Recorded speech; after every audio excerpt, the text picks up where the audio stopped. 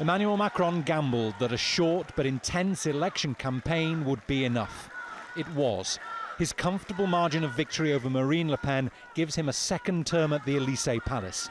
Only 2 presidents before him have managed that. In his victory speech, Macron promised that his next 5-year term would be different.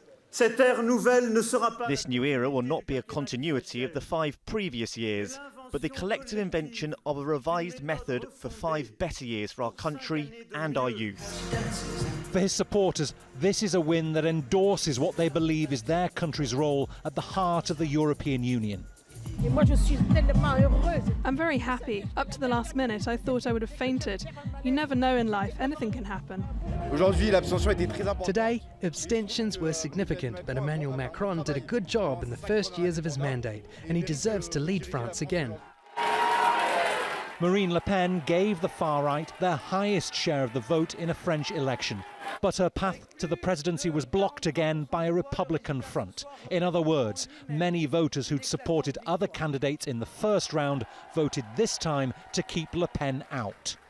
The game is not over, since in 3 weeks' time we will have the legislative elections.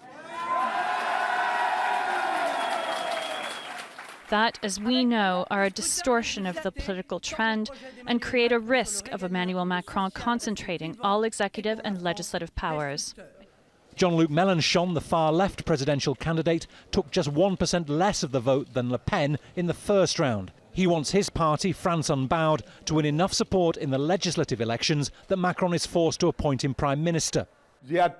To all of you, I say, do not resign yourself. On the contrary, go candidly and completely into the action. Democracy can once again give us the means to change direction. The war in Ukraine and the rising cost of living were main concerns for French voters. Both issues will likely dominate the start of Macron's second term. There probably won't be much of a grace period for the president, especially from the left, many of whom voted for him reluctantly. Macron has promised to raise the retirement age, make it easier to hire and fire workers, and reform unemployment benefits. Protests that scarred his first term could erupt again. Bernard Smith, Al Jazeera, Paris.